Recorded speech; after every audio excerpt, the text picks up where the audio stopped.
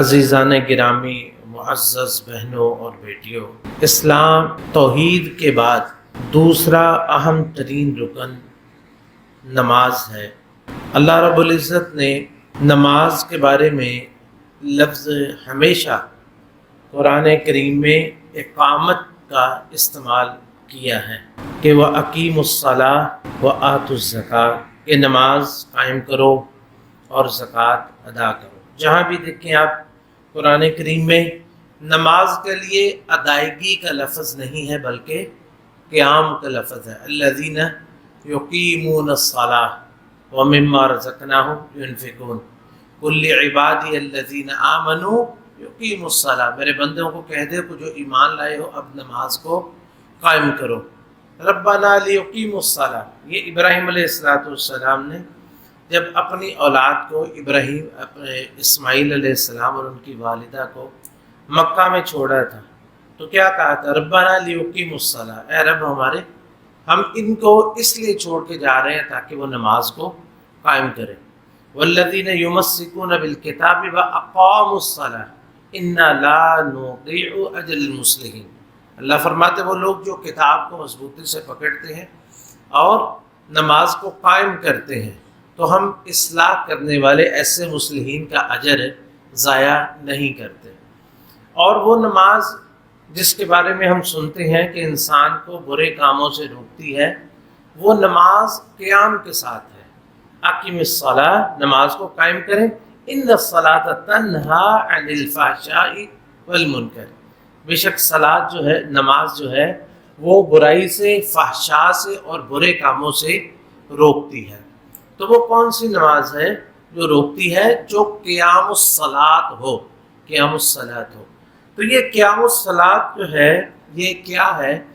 یہ نماز کو ہمیں پڑھنے کی بجائے، ادا کرنے کی بجائے قائم کرنے کا حکم دیا گیا ہے۔ تو اس قائم کرنے کا مطلب کیا ہے؟ امام ابن کثیر رحمۃ اللہ علیہ اپنی مشہور تفسیر ابن کثیر میں انہوں نے حضرت جو اقوال نقل فرمائے ہیں مفسرین کے، سر فہرست حضرت عبداللہ بن عباس رضی اللہ تعالی عنہما فرماتے ہیں کہ اقامت الصلاۃ، کہ ایک نماز کو قائم کرنے کا مطلب یہ ہے کہ اتمام الرکوع، کہ رکوع مکمل کیے جائے، والسجود والتلاوہ والخشوع والاقبال علیہا فیہا، کہ رکوع سجود مکمل کیے جائے، اس میں تلاوت کی جائے اور پورے خشوع کے ساتھ نماز پڑھی جائے، اور نماز میں انسان جو پڑھتا ہے اس کو اس پہ پورا دھیان ہو کہ میں پڑھ کیا رہا ہوں۔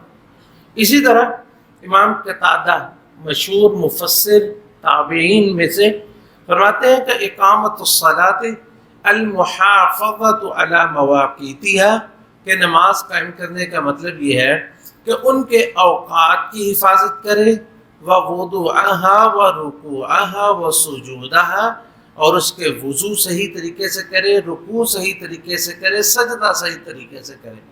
تیسرا قول مقاتل ابن حیان، انہوں نے مقاتل ابن حیان ان کا قول نقل کیا ہے اس کی تفسیر میں، فرماتے ہیں کہ اقامتھا المحافظۃ علی مواقیتہا، کہ نماز قائم کرنے کا مطلب یہ ہے کہ اس کے جو اوقات ہیں ان کی حفاظت کی جائے، وَإِسْبَاغُ الطُّهُورِ فِيهَا، اور اس میں وضو مکمل کیا جائے، وَتَمَامَ رُكُوعِهَا وَسُجُودِهَا، رکوع اور سجدے اچھے طریقے سے مکمل کیے جائیں، وَتِلَاوَةِ الْقُرْآنِ فِيهَا، اور اس میں قرآن کریم کی صحیح طریقے سے تلاوت کی جائے، وَالتَّشَہُّدُ، اور اچھے طریقے سے تشہد پڑھا جائے، وَالصَّلَاةَ عَلَى النَّبِي، اور درود شریف جو ہے وہ صحیح طریقے سے پڑھا جائے، فَهَذَا إِقَامَتُهَا، یہ نماز کا قائم کرنا ہے۔ تو یہ جو آپ نے یہ حدیث سنی ہے نا کہ نبی علیہ الصلوۃ والسلام نے فرمایا کہ اول ما یحاسب به العبد یوم القیامہ، کہ سب سے پہلے بندے کا حساب اس کی نماز کا ہوگا، اس کی نماز کا ہوگا۔ فَإِن صَلُحَ سَائِرُ عَمَلِهِ، اگر یہ نماز درست ہوئی نا تو اس کے سارے اعمال درست ہوں گے۔ تو اس میں وہ بندہ نہیں آئے گا جو نماز پڑھتا ہی نہیں ہے، کیونکہ وہ اس میں شامل ہی نہیں ہوگا۔ اس کا امتحان کس کا ہوگا؟ جو بندہ امتحان میں بیٹھا ہی نہیں، اس کی پیپر کی چیکنگ کیسے ہوگی؟ یہ پیپر کی چیکنگ اس کی ہوگی جو نماز پڑھتا ہے، حساب اس کا ہوگا، جو پڑھتا ہی نہیں ہے اس کا حساب کیا کرنا، یہ اس کا حساب ہوگا جو نماز پڑھتا ہے، اور پھر اس کی نماز کو دیکھا جائے گا کہ اس کی نماز کیسی۔ اگر اس کی نماز صحیح ہوئی نا تو اس کا مطلب ہے کہ اگلا حساب اس کا سارا آسان ہو جائے گا۔ اور صحیح ہونے سے کیا مراد ہے؟ جس طرح حدیث میں آتا ہے نا کہ نبی علیہ السلام نے فرمایا کہ کوئی بندہ نماز پڑھتا ہے تو اس کی نماز کا آدھا حصہ قبول ہوتا ہے، آدھی نماز قبول ہوتی ہے، یعنی اس کو 50% نمبر ملتے ہیں، کسی کو چوتھا حصہ 25، کسی کو 10 نمبر ملے، کسی کا 9واں حصہ، کسی کا 8واں، اس طرح جو ہے وہ بندے کی نماز جو ہے اس کا حساب ہوتا ہے، یعنی کیسی نماز پڑھی ہے اس حساب سے جو ہے وہ اس کے نمبر ملیں گے، اور اس حساب سے اس کی نماز جو ہے وہ قبول ہوگی۔ تو اس طرح جو حدیث اچھا بعض لوگ ایسے ہوتے ہیں کہ ان کی نماز بالکل بھی قابل قبول نہیں ہوتی، بالکل بھی قابل قبول نہیں ہوتی۔ ایسے بھی ہوتے ہیں نا کچھ لوگ پیپر دیں ان کو 0 نمبر آ جائے، ہوتے ہیں نا، ایسے ہی ہوتا ہے۔ نبی کریم صلی اللہ علیہ وسلم آپ مسجد نبوی میں ایک کونے میں تشریف فرما ہے، ایک بندہ آیا، اس نے نماز پڑھی، اب دیکھ رہے ہیں اسے، نماز پڑھ کے آیا، کہنے لگا جی السلام علیکم، آپ نے فرمایا وعلیک السلام ارجع فصلی فإنک لم تصلی، آپ نے فرمایا وعلیکم السلام، جاؤ نماز پڑھو، تم نے نماز پڑھی نہیں ہے۔ اور بندہ دوبارہ گیا، پھر نماز پڑھی، پھر آ گیا، پھر سلام کی، آپ نے فرمایا ارجع فصلی فإنک لم تصلی، 3 دفعہ یہ ہوا۔ آپ نے اسے یہ نہیں کہا تمہاری نماز ٹھیک نہیں، آپ نے فرمایا تم نے نماز پڑھی ہی نہیں، فإنک لم تصلی، تم نے نماز پڑھی ہی نہیں ہے۔ جب 3 دفعہ ایسا ہوا نا تو چوتھی دفعہ وہ بندہ جب 3 دفعہ نماز پڑھ کے آ گیا تو پھر کہتا ہے اللہ کے رسول صلی اللہ علیہ وسلم مجھے جو نماز آتی تھی نا وہ میں نے پڑھ لی ہے، آپ مجھے بتائیں کہ نماز کیسے پڑھنی ہے۔ یہ بھی ایک سکھانے کا طریقہ ہے کہ پہلی دفعہ اگر وہ پوچھ لیتا تو پہلی دفعہ یا بتا دیتا، اس نے پوچھا نہیں، تب تیسری دفعہ 3 دفعہ آ گیا، 3 دفعہ نماز پڑھ کے آ گیا تو پھر پوچھتا ہے کہ جی کیسے پڑھیں مجھے بتائیں۔ آپ نے اسے بٹھایا، اسے سمجھایا، آپ نے اسے وضو کا طریقہ بتایا، پھر اس کے نماز کا بتایا، اور اس میں بتایا بھی ہر رکن جو ہے نماز کا وہ اس طرح ادا کرنا ہے اور سکون کے ساتھ سجدے میں جانا ہے، سجدہ اس طرح کرنا ہے کہ پورا اطمینان ہو جائے، سجدے سے اٹھنا پورا اطمینان، رکوع پورا اطمینان، رکوع، آپ نے ساری چیزیں اسے جو بتائیں کہ یہ طریقہ ہے اس کا نماز پڑھنے کا۔ تو بات یہ ہے کہ ہمیں نماز جو ہے اس کو دیکھنا چاہیے کہ نماز کہیں ہماری ایسی تو نہیں ہے کہ وہ قبول ہی نہ ہو۔ کتنے لوگ ایسے ہیں جو ساری زندگی نماز پڑھتے ہیں، ان کی نماز وہ پتہ ہی نہیں ہے بھی اللہ کیا قبول بھی ہوتی ہے یا نہیں ہوتی۔ جیسے ابو عبداللہ الاشعری بیان کرتے ہیں کہ رسول اللہ صلی اللہ علیہ وسلم نے ایک بندے کو دیکھا ہے لا یتم رکوعہ وینقر فی سجودہ، کہ رکوع پورا نہیں کرتا، یعنی ایسے کر کے فوراً کھڑا ہو جاتا تھا، اور وینقر فی سجودہ، سجدہ ایسے کرتا جیسے ٹھونگے مار رہا ہوتا ہے، جیسے نکر کہتے ہیں نا، کوا کوئی چونچ مارتا ہے، جیسے کوئی جانور چونچ مار کے کوئی چیز اٹھا لیتا ہے، بس ایسے سجدہ کرتا ہے۔ تو نماز پڑھی، آپ نے فرمایا لو مات ھذا علی حالہ ھذہ مات علی غیر ملت محمد صلی اللہ علیہ وسلم، اگر یہ بندہ ایسی نماز پڑھتا اس دنیا سے چلا گیا تو وہ محمد کی ملت پہ نہیں ہے صلی اللہ علیہ وسلم۔ آپ اندازہ کریں کہ ایسی نماز جو ہے وہ اللہ کے ہاں قابل قبول ہی نہیں ہے۔ اور پھر آپ نے فرمایا کہ انا شر الناس سرقۃ الذی یسرق صلاتہ، کہ بدترین انسان، بدترین چور وہ چور ہے جو اپنی نماز میں چوری کرتا ہے۔ پوچھا کہ اللہ کے رسول نماز میں چوری کیسے؟ آپ نے فرمایا لا یتم رکوعہا ولا سجودہا، جو شخص اپنے رکوع اور سجدے مکمل نہیں کرتا یہ نماز کا چور ہے، اور یہ بدترین چور ہے، دنیا کا بدترین چور ہے جو رکوع سجدے ہی پورے نہیں کرتا۔ تو یہ ان ساری چیزوں کو مد نظر رکھتے ہوئے ہم ان چیزوں کا نا چند نکات میں بیان کرتے ہیں کہ ہمیں اپنی نماز کی اصلاح کیسے کرنی چاہیے، کہ جو اقامت الصلاۃ ہے وہ کیسے کرنا چاہیے۔ تو سب سے پہلے ہم بیان کرتے ہیں، سب سے پہلے اپنا وضو جو ہے اس کو درست کرنا چاہیے، اپنے وضو کو درست کرنا چاہیے، کیونکہ وضو کے بغیر نماز ہی نہیں ہے۔ اگر کسی شخص کا وضو نہیں ہے درست یا وضو جو ہے وہ ہے نہیں، یا ایسا رکوع ہے جو وضو ہے جو قابل قبول نہیں ہے، تو نماز ہی نہیں ہے۔ لا يقبل اللہ صلاۃ بغیر طہور، اللہ رب العزت بغیر طہارت کے یعنی وضو اور غسل جو ہوتا ہے اس کے بغیر اللہ نماز قبول نہیں فرماتا، جتنی مرضی کو پڑھی جائے۔ تو نبی علیہ الصلوۃ والسلام نے کچھ لوگوں کو یہ جو حدیث میں نے پیچھے سنائی تھی نا، اس میں جس میں کہ بندہ ایسے نماز پڑھتا ہے جیسے ٹھونگے مارتا ہے، اس میں فرمایا ویل للعقاب من النار، کہ کچھ ایڑیاں ایسی ہیں کہ تباہی ہو ان کو آگ سے، آگ کی تباہی ہے ان کے لیے۔ تو وہ کون سی ہیں عقاب، کون سی ایڑیاں؟ وہ ایڑیاں جو وضو کرتے ہوئے خشک رہ جاتی، اور اس طرح بطون الاقدام بھی ہے کہ پاؤں کے نیچے والا حصہ۔ اس لیے وضو کرتے ہوئے انسان کو جو ہے وہ پورے اطمینان کے ساتھ وضو کرنا چاہیے، کہ اپنا ہر چیز جو ہے، جو جیسے جو انگلیاں جو ہیں ان کے درمیان خلال کرنا، کانوں کا مسح کرنا، منہ اچھی طرح دھونا، اور خاص طور پر یہ کوہنیاں یہ بچے عام طور پر کہتے ہیں کہ کوہنیاں جو ہے وہ خشک ہوتی ہیں اور ایڑیاں خشک ہوتی ہیں، خاص طور پر جو لوگ کھڑے ہو کے وضو کرتے ہیں نا، تو وہ ان چیزوں میں نا ذرا تھوڑی سی غفلت رہ جاتی ہے۔ تو یہ تو نہیں کہتے جائز نہیں ہے، جائز ہے، لیکن پوری توجہ کے ساتھ کریں، پوری اپنا جو پاؤں کے نیچے ہاتھ پھیرے، ایڑیوں پہ ہاتھ پھیرے۔ تو اس طرح پہلی چیز کیا ہے کہ وضو کو مکمل کرنا، وضو کو صحیح طریقے سے ادا کرنا۔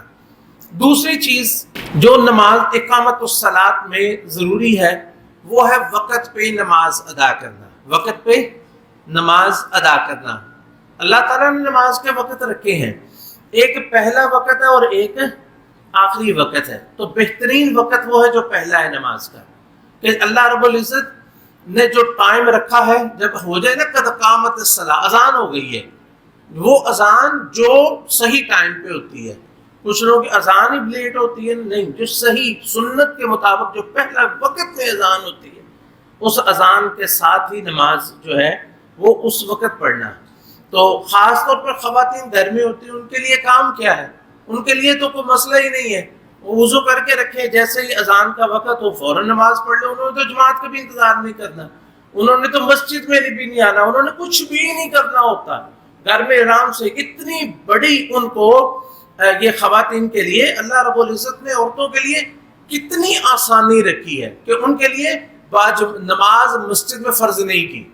یہ دیکھیں جو نماز مسجد میں آ کے پڑھنا ہے تو یہ کتنی بڑی ذمہ داری ہے، اللہ تعالیٰ ہمیں اسے نبھانے کی توفیق عطا فرمائے۔ تو خواتین کے لیے تو یہ ذمہ داری بھی نہیں ہے، ان کے لیے تو یہ بھی مشکل نہیں ہے۔ اگر وہ بھی نماز کو لیٹ کریں بلا وجہ اور اس طرح جو ہے وہ نماز کی تاخیر کرتے رہے، تو یہ کتنے افسوس کی بات ہے۔ تو ان الصلاۃ کانت علی المؤمنین کتابا موقوتا، اللہ فرماتے ہیں ہم نے مومنوں پر نماز رکھی ہے تو اس کو وقت بھی ساتھ رکھا ہے، نماز کا وقت بھی ساتھ رکھا ہے۔ اور بدترین جو ہے وہ نماز وہ کیا ہے کہ نماز فجر کے وقت بندہ سویا ہو، دن چڑھے نماز پڑھے، اور دن چڑھے نماز پڑھے، یہ ایسے شخص کے لیے کتنی سزا ہے کہ نبی علیہ الصلوۃ والسلام نے ان کے بارے میں فرمایا کہ میں نے ایک شخص کو دیکھا، خواب میں آپ کو دکھائی گئی نا کہ ایک بندہ وہ لیٹا ہوا ہے تو پتھر اس کے سر پہ مار کے اس کا سر چورا چور کر دیا جاتا ہے، اور پھر پتھر اٹھاتا ہے تو سر پھر ٹوٹ جاتا ہے، پھر وہ چور کرتا ہے۔ آپ نے فرمایا یہ آپ کو بتایا گیا کہ یہ قیامت تک اس کے ساتھ ایسا ہی ہوتا رہے گا۔ آپ سوچیں، آج سے ایک بندہ آج سے 10 صدیاں پہلے، 1000 سال پہلے فوت ہو گیا، یا آج فوت ہو جائے، اور قیامت ایک وقت ایک دفعہ آپ تصور کریں کہ سر چورا چور کر دیا جائے ایک دفعہ ہی، کتنی تکلیف اور کتنی اذیت ہے۔ لیکن جس کا جو ہے وہ قیامت تک جس کے ساتھ یہی کچھ ہوتا رہے، اور ہم اپنا سر رکھ کے سوئے، کیونکہ سر میں ہی نیند ہوتی ہے نا، نیند سر آرام سے سوئے ہوئے، ایسا سر کچلا جائے گا، ایسا سر قبر میں کچلا جائے گا۔ تو اس لیے فجر کی نماز خصوصی طور پر تو الصلاۃ علی وقتها، اور وقت بھی پہلا وقت بہترین ہے۔ ام فروہ رضی اللہ تعالی عنہ روایت کرتی ہیں کہ رسول اللہ صلی اللہ علیہ وسلم سے پوچھا گیا کہ ای الاعمال افضل، کہ کون سے اعمال سب سے افضل ہیں، سب سے اچھے ہیں؟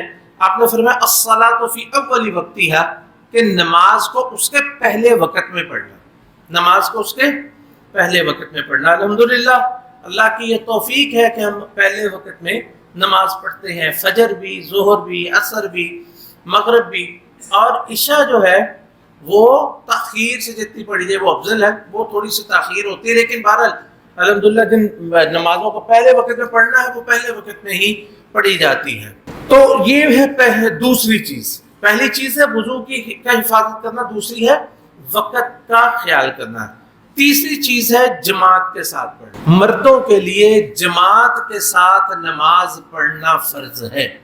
مردوں کے لیے بغیر جماعت کے اس کے دلائل الگ کے وقت نہیں ہے، لیکن مردوں کے لیے جماعت کے بغیر نماز پڑھنا الا لعذر، کوئی عذر ہو، کوئی بھی عذر، یعنی قابل قبول عذر۔ یہ عذر نہیں ہے کہ دل نہیں کر رہا ہے، یہ عذر ہے نہیں ہے، یہ بھی عذر نہیں ہے کہ نیند آئی ہوئی ہے، ٹھیک ہے نا، یہ عذر نہیں ہے۔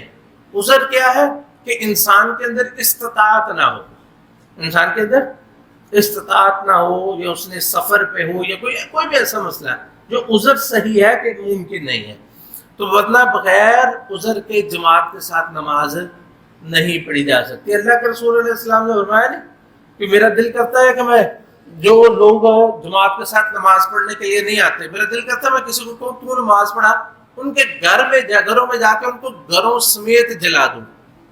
اب جلانا کسی کو، اللہ کے رسول علیہ السلام جو سب کے لیے دعا کرتے تھے، لیکن اتنا ناراض ہے گھر میں نماز پڑھنے والوں کے لیے کہ آپ نے فرماتے ہیں کہ مجھے عورتوں اور بچوں کا خیال نہ ہو تو میں واقعی ان کو جلا دوں، جلا کے ان کو مار دوں، اتنی آپ کی ناراضگی ہے۔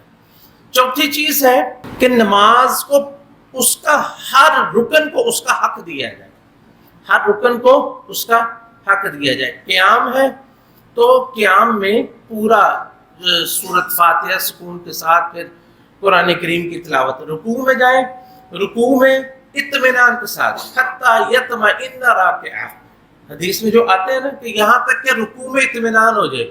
اگر کسی شخص کا اطمینان صرف جھک کے ہی ہو جاتا ہے تو اس کو اپنے اطمینان کی فکر کرنی چاہیے۔ سجدہ حتی یطمئن ساجدہ، حتی یطمئن قائما، حتی یطمئن جالسا، حدیث میں الفاظ آتے ہیں آپ بیٹھے حتیٰ کہ مطمئن ہو گئے، سجدے میں گئے حتیٰ کہ اطمینان ہو گیا۔ یعنی بندے کو اطمینان کیسے ہوتا ہے کہ بندہ کہتا ہے کہ ہاں اب میرا رکوع پورا ہو گیا، اب میرا سجدہ پورا ہو گیا، تو اس طرح اطمینان کے ساتھ رکوع اور سجود جو ہے وہ مکمل کرے۔ تو جیسے میں نے وہ حدیث میں پہلے ذکر کیا نا، آپ نے فرمایا کہ یہ جیسے ٹھونگے مار رہا ہے، یہ 60 سال، ایک حدیث میں 60 سال کے بھی شاید لفظ آتے ہیں، یہ شاید حضرت عمر رضی اللہ عنہ سے آتے ہیں، تو انہوں نے فرمایا تھا کہ اگر کوئی بندہ 60 سال بھی اس طرح نماز پڑھتا رہے نا تو وہ اس کی نماز قابل قبول نہیں ہوگی۔ تو اس لیے نماز جو ہے وہ اس کی اصلاح کرے۔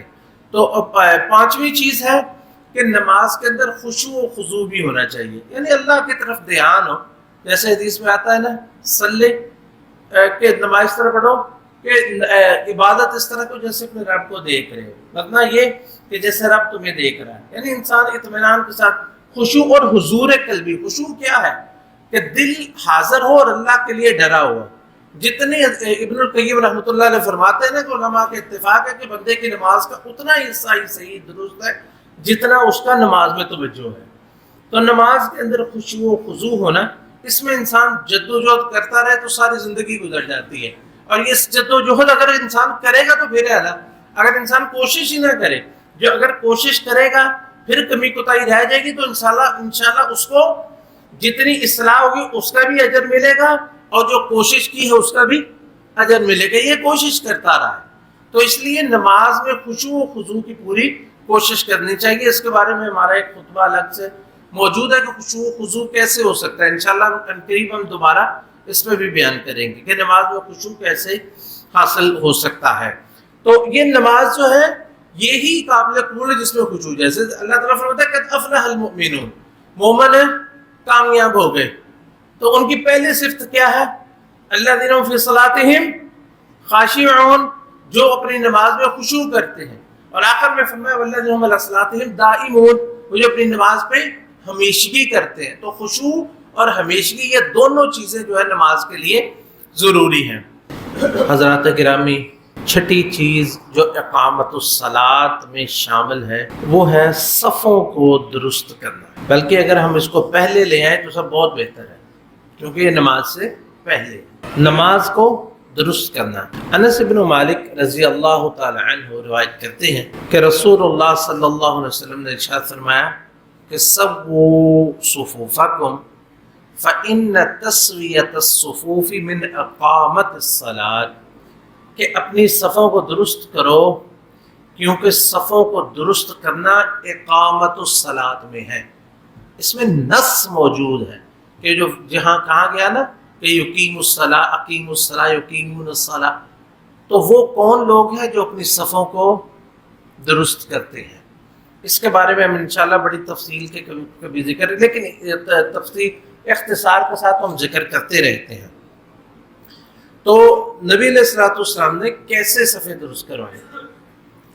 جامع ترمذی میں روایت ہے، نبی صحیح حدیث ہے کہ نبی کریم صلی اللہ علیہ وسلم اقامت ہونے کے بعد آپ لوگوں کی طرف متوجہ ہوتے اور ان کی صفیں درست کرواتے اور ان کو کہتے فلاں کو تو آگے ہو جا، تو تھوڑا سا پیچھے ہو جا، تو تھوڑا سا ساتھ مل جاتا، ایسے کر کے صفیں درست کرواتے ساری۔ حضرت عبداللہ، حضرت عمر رضی اللہ تعالیٰ، حضرت عثمان، انہوں نے باقاعدہ لوگوں کو مقرر کیا ہوتا تھا۔ اقامت ہوتی تو آپ پہلی صفوں کو درست کر کے کسی بندے کو کہتے چلو پیچھے ساری صفوں کو دیکھ کے آؤ، وہ ساری صفوں کو دیکھتا، سب کو درست کرواتا، اور پھر اس کے بعد جب وہ کہتا ٹھیک ہوگی یہ صفیں تو پھر نماز شروع کرتا۔ تو یعنی اس طرح آپ دیکھ کے جو ہے صحابہ کرام نے بھی، خلفائے راشدین اس طرح اپنی صفوں کو درست کروایا کرتے تھے۔ تو انس رضی اللہ تعالیٰ عنہ فرماتے کہ نبی علیہ الصلوۃ والسلام کس طرح حکم دیتے؟ آپ فرماتے اقیموا صفوفکم وتراصوا، صفوں کو درست کرو اور خلاؤں کو پر کرو، خلا جو ہے وہ پر کرو۔ فإنی اراکم من وراء ظہری، میں تمہیں پیچھے سے بھی دیکھتا ہوں۔ یہ اللہ کے رسول علیہ الصلوۃ والسلام کی خصوصیات میں سے تھا کہ آپ جیسے سامنے دیکھتے تھے ایسے پیچھے سے بھی اللہ ان کو دکھاتا تھا، یہ آپ کی خصوصیات میں سے تھا۔ تو انس رضی اللہ تعالیٰ عنہ فرماتے ہیں کہ کان احدنا یلزق منکبہ بمنکب صاحبہ، تو نبی علیہ السلام کی یہ بات سن کے ہم کیا کرتے تھے؟ اپنا کندھا اپنے ساتھی کے کندھے کے ساتھ چپکا لیتے تھے۔ لزق کا پتہ کسے کہتے ہیں؟ لزق یہ ہوتا ہے جو چمٹنے والا مادہ ہوتا ہے، جیسے سٹیکر ہوتا ہے نا، سٹیکر جیسے چپک جاتا ہے، اس کو مادہ لازقہ کہتے ہیں، چپکنے والا مادہ۔ تو یہ ہم اس طرح اپنے کندھے چپکا لیتے تھے۔ ایک حدیث میں یلصق، اچھی طرح جوڑ لیتے تھے، یعنی کندھا کندھے کے ساتھ، وقدمہ بقدمہ، اپنا پاؤں اس کے پاؤں کے ساتھ۔ یہ صحیح بخاری کی روایت ہے۔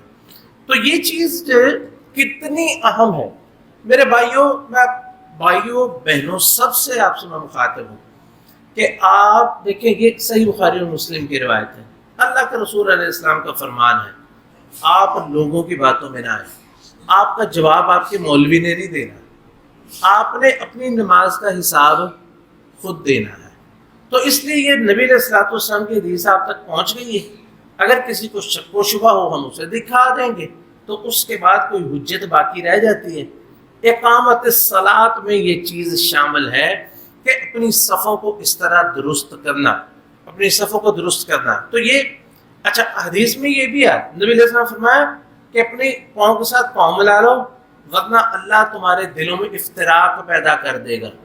کیوں؟ اگر تم جسم جدا کرو گے اللہ دل بھی جدا کر دے گا، اور یہ بات ثابت شدہ ہے۔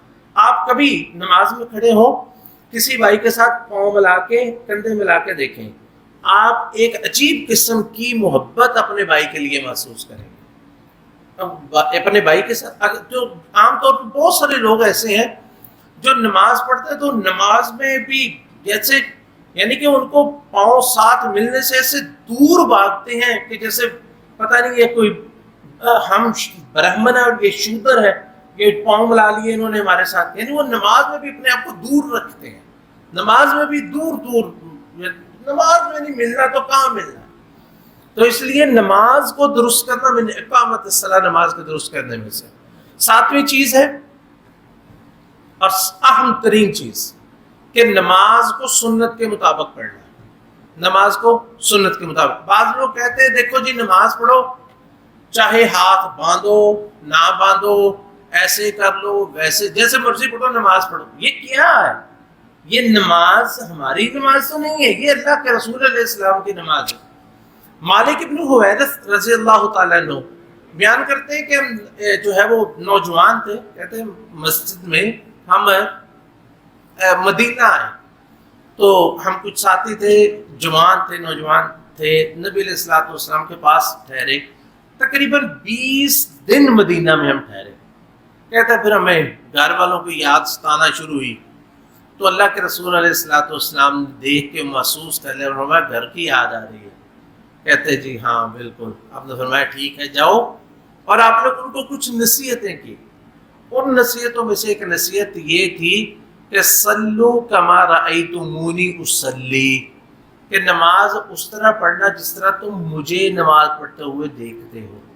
اگر آپ نے دیکھنا ہو نا کہ مالک بن حویرث رضی اللہ تعالیٰ عنہ جن کو نبی علیہ السلام نے وصیت کی تھی، ان کی نماز پڑھنے آپ نے کیسے پڑھی تھی، وہ احادیث میں آپ کو مل جائیں گے آسانی کے ساتھ۔ مالک بن حویرث رضی اللہ تعالیٰ عنہ کہ جن کو نبی علیہ السلام نے فرمایا کہ ایسے نماز پڑھو جیسے تم مجھے دیکھتے ہو۔ تو یہ نماز جو ہے سیکھنا ہم پر فرض ہے۔